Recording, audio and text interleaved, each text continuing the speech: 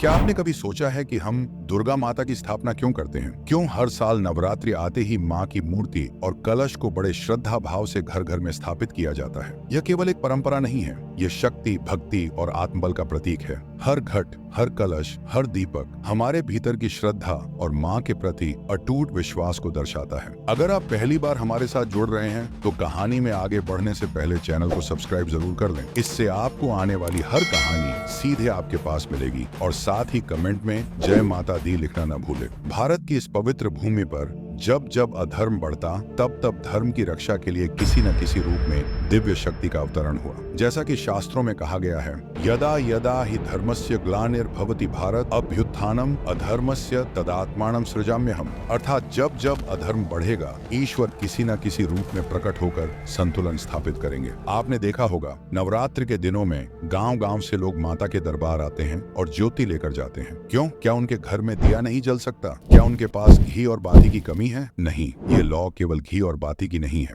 ये माँ की अखंड ज्योति है जिसे घट स्थापना के साथ प्रज्वलित किया जाता है और 9 दिनों तक अखंड रखा जाता है। जब भक्त इस ज्योति को अपने घर ले जाते हैं तो वे केवल आग नहीं ले जाते, वे माँ की शक्ति, माँ का आशीर्वाद और अखंड साधना का संकल्प ले जाते हैं। सोचिए, जैसे मंदिर से घंटियों की ध्वनि पूरे गांव में फैलती है और वातावरण पवित्र कर देती है, वैसे ही यह ज्योति भी हर घर पहुंचकर नकारात्मक शक्तियों को दूर करती है और घर घर में माँ की उपस्थिति और शक्ति का एहसास कराती है। इसलिए नवरात्रि में लोग दूर दूर से माता की ज्योति लेने आते हैं, क्योंकि वह लौ केवल रोशनी नहीं बल्कि माँ का आशीर्वाद और शक्ति का संचार है। इस रहस्य और महिमा को समझने के लिए हमें इतिहास, पुराण और भक्ति की गहराई में उतरना होगा। तो चलिए शुरू करते हैं इस अद्भुत यात्रा को माता रानी की महिमा और स्थापना की कथा की ओर। बहुत समय पहले त्रिलोक में असुरों का अत्याचार बढ़ गया था। महिषासुर नाम का दैत्य अत्यंत बलशाली था। उसने कठोर तपस्या करके ब्रह्मा जी से वरदान प्राप्त किया कि कोई देवता या असुर मुझे पराजित न कर सके। ब्रह्मा जी ने कहा, तथास्तु, परंतु एक नारी तुम्हें मार सकती है। महिषासुर को हंसी आई। उसे लगा कि नारी तो कोमल होती है, वह उसे क्या हरा पाएगी, लेकिन यही उसकी सबसे बड़ी भूल थी। महिषासुर के आतंक से देवता भी भयभीत हो उठे। तब ब्रह्मा, विष्णु और महादेव सहित सभी देवताओं की शक्तियां एकत्रित होकर एक अद्भुत देवी का रूप धारण करती हैं। वही है आदिशक्ति दुर्गा। जब देवी प्रकट हुई तो उनके तेज से तीनों लोग आलोकित हो उठे।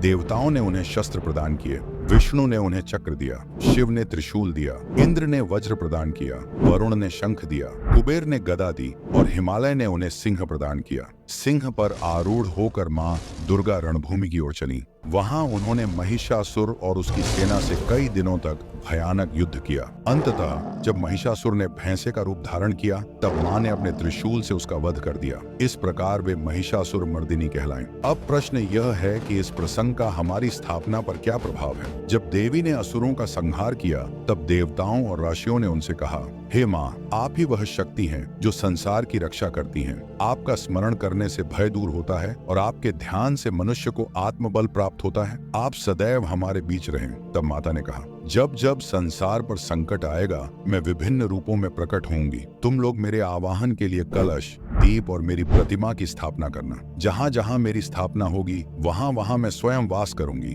उस स्थान को मैं अपने दिव्य तेज से आलोकित कर दूंगी। यही कारण है कि हम मूर्ति या घट स्थापना करते हैं। यह केवल एक प्रतीक नहीं बल्कि माता को अपने घर हृदय में आमंत्रित करने का माध्यम है। कल्पना कीजिए, एक गांव में अजय नामक एक भक्त रहता था। वह हर साल नवरात्रि में माता की मूर्ति स्थापित करता था। एक दिन किसी ने उससे पूछा, अरे अजय, तुम हर बार मूर्ति क्यों स्थापित करते हो? क्या माँ तो आकाश में नहीं रहती? क्या वह हर जगह नहीं है? अजय मुस्कुराकर बोला, हाँ माँ हर जगह है, लेकिन जब हम उनकी मूर्ति स्थापित करते हैं तो हम अपनी श्रद्धा और भक्ति को एक रूप देते हैं। जैसे सूर्य की किरणें हर जगह है, परंतु जब हम उन्हें लेंस से केंद्रित करते हैं तो अग्नि प्रकट हो जाती है। उसी तरह माता सर्वव्यापी हैं, लेकिन मूर्ति स्थापना से उनकी शक्ति एक जगह प्रकट होती है। उस दिन गांव के लोग अजय की बात सुनकर भाव विभोर हो गए। उन्होंने भी मिलकर माता की प्रतिमा स्थापना शुरू कर दी। मूर्ति स्थापना केवल पूजा पाठ का हिस्सा नहीं बल्कि यह समाज को एकजुट करने का माध्यम भी है। जब नवरात्रि आती है तो गांव गांव में माता की मूर्तियां सजती हैं, पंडाल बनते हैं,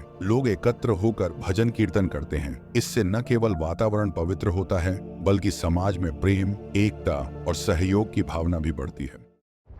गुजरात में नवरात्रि का उत्सव अन्य प्रदेशों से बिल्कुल अलग और अनोखा है। यहाँ यह केवल मूर्ति स्थापना का पर्व नहीं है, बल्कि यह समाज, संस्कृति और भक्ति का जीवंत उत्सव बन गया है। गुजरात की नवरात्रि की सबसे प्रमुख परंपरा है गरबा और डांडिया। गरबा माता दुर्गा के सम्मान में किया जाने वाला पारंपरिक नृत्य रात के अंधकार में रोशनी की तरह चमकता है। लोग मिट्टी के घड़ों या पंडालों के चारों ओर गोल घेरे बनाकर नृत्य करते हैं। ये नृत्य केवल शरीर की गति नहीं है, बल्कि यह भक्ति और श्रद्धा का प्रतीक है। हर कदम, हर ताल और हर झूमती कतार माँ दुर्गा की शक्ति और उनके आशीर्वाद को महसूस करने का माध्यम है। डांडिया का नृत्य भी इसी भावना से जुड़ा है। लकड़ी की छोटी डंडियों से ताल मिलाकर यह नृत्य किया जाता है। यह केवल उत्सव नहीं है, बल्कि सामूहिकता, ऊर्जा और जीवन के प्रति उत्साह का प्रतीक भी है। नृत्य के दौरान हर व्यक्ति अपने भीतर की शक्ति और श्रद्धा को महसूस करता है। गुजरात की गलियों और चौकों में नवरात्रि के समय हर जगह उल्लास और उत्साह दिखाई देता है। पूरे गांव और शहरों में लोग रात भर गरबा